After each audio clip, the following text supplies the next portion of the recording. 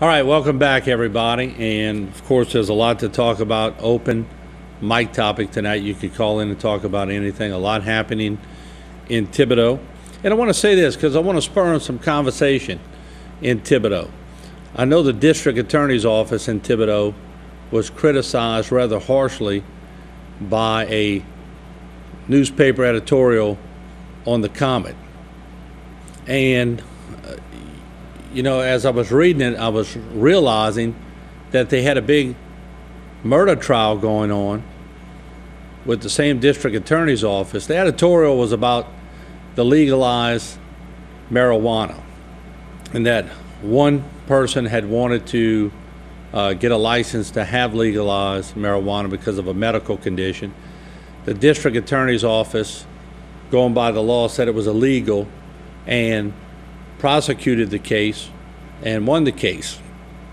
But I guess my conversation would be, as this is being editorialized, there was also a murder trial going on in Thibodaux where the district attorney spent probably 4 years of time that he really didn't have to spend working this murder trial so that there could be closure for the city of Thibodaux.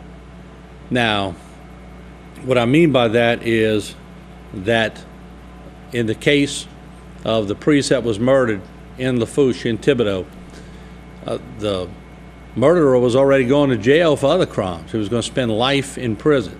So, you know, some may see it as a waste of taxpayers' money, but a lot of others see it as closure for the ones who were directly involved with Reverend Horgan. It could have been the family, could have been the parishioners, could have been the friends. So District Attorney Cam Morvant made a promise to prosecute that case personally, and he did. So I want your opinion whether or not that maybe should have been the editorial, or if the editorial should have been something completely different. Sometimes we in the media, you know, we don't get it right.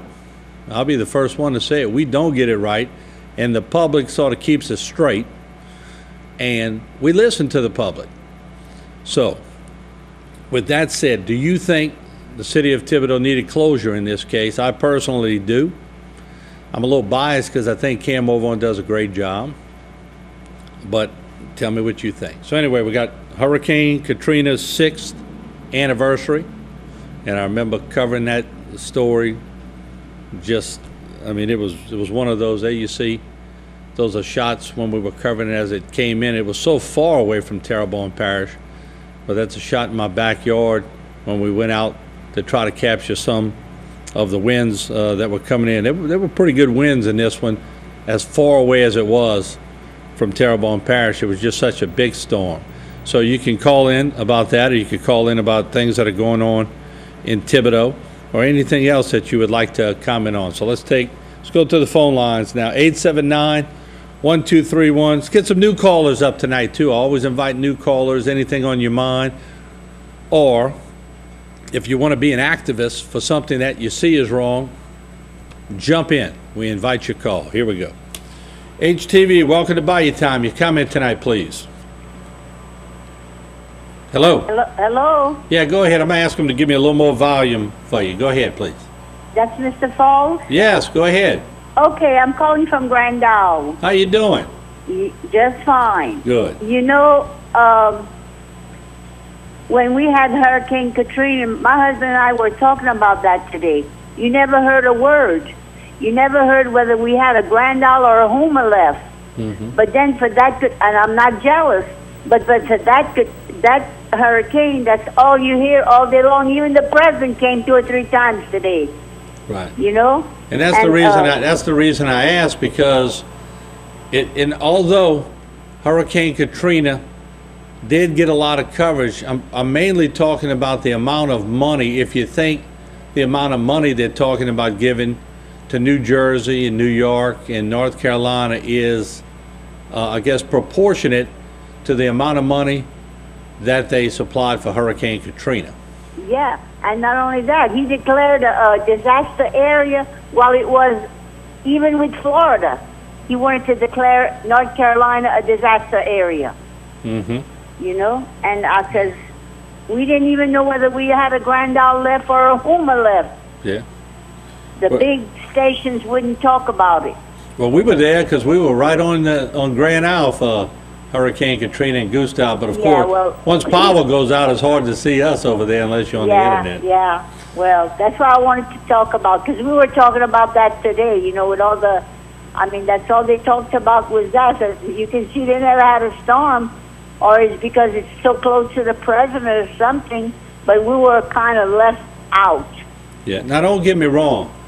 I'm not being an advocate for people not to receive help, but I will say this, that there's a certain amount of help that you can give people, and there's a, look, I lost, and I'm not saying I have means to take care of myself, but I lost 2 towers, I lost a lot of equipment in a lot of hurricanes, but the feds never came and wrote me a check.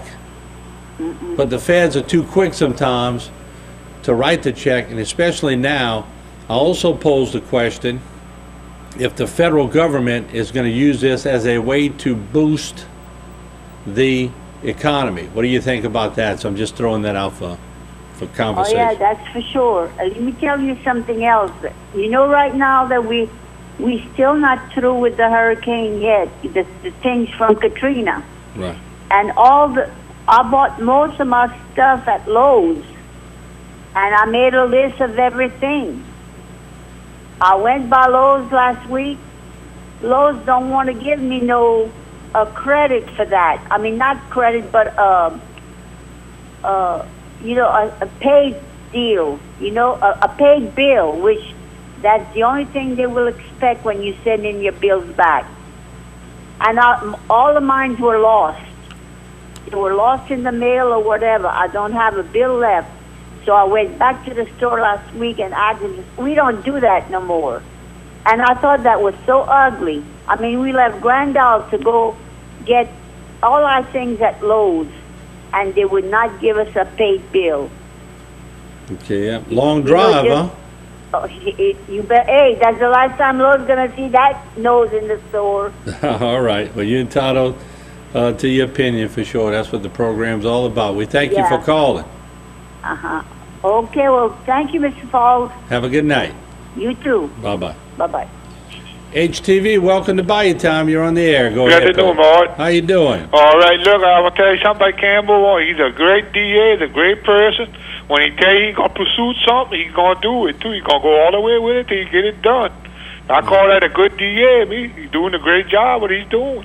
Yeah, and I got to say something personally about Cam. For full disclosure, and I've said it before, he was my football coach in high school, so I've had a chance to watch him at many different levels, and I've always seen his dedication all the way from being a football coach to being my track coach to going to law school and making his way through. I mean, he really wanted to emulate his dad. We had a one-on-one with him years ago. He just loved his mom and dad, and just a good family man, and really I think has his heart in it for the right reason, and probably like any of us, when accused of something unjustly, probably grows a little fangs, grows a little teeth, you know, and I think he feels like he really has put his heart into taking care of Thibodeau, and sometimes, you know, things that are said probably ruffle him up, and he's a human being like anybody else.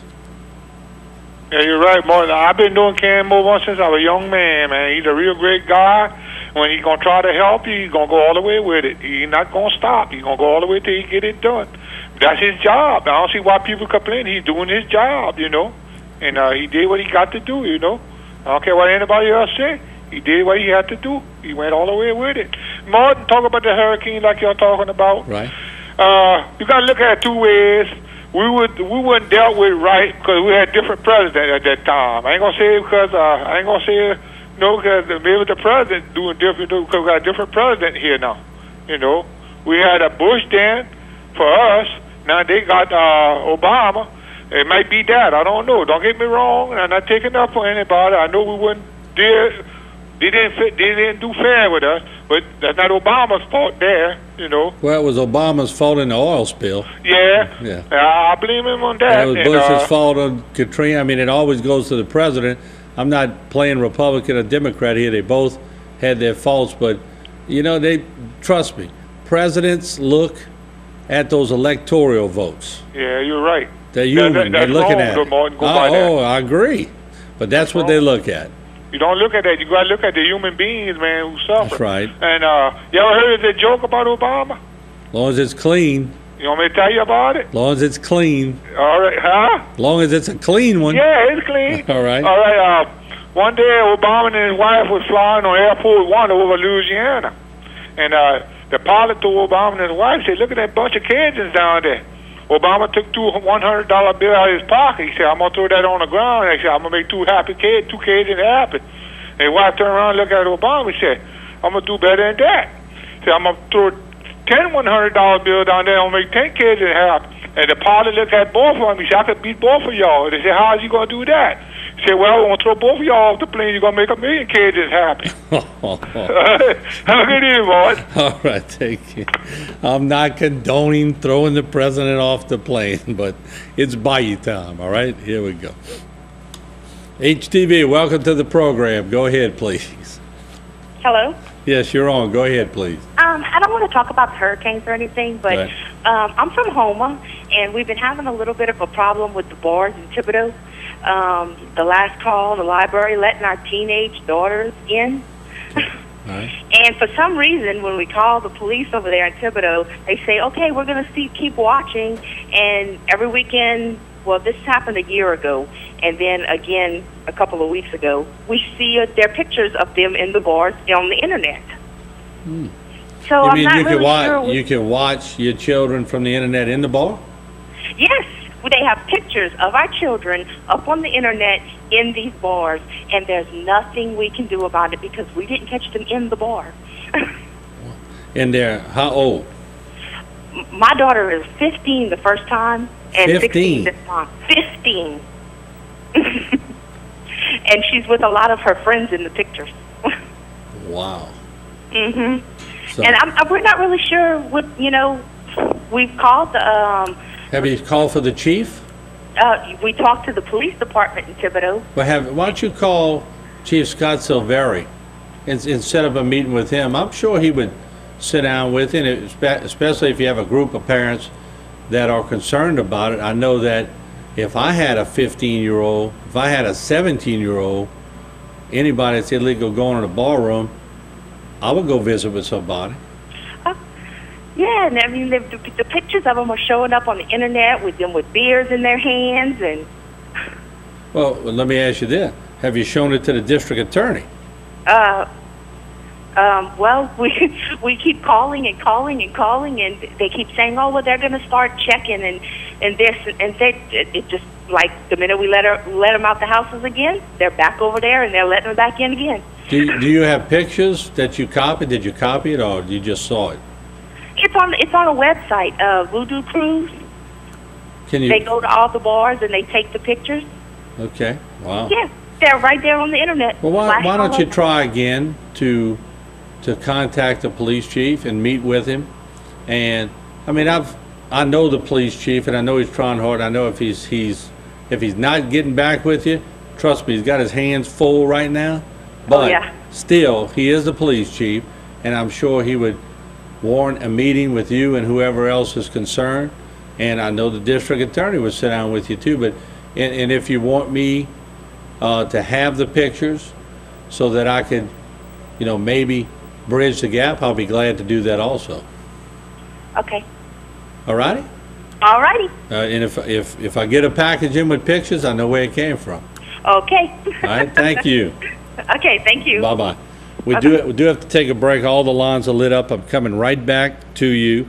We're going to take a break. And once again, Miss Evelyn Spearman watching from room 420 at Terrebonne General Medical Center with her family. Jane, I know John's in there. I'm not sure if James is in there, but I know everybody is taking care of Miss Evelyn. So we'll be right back. Don't go away.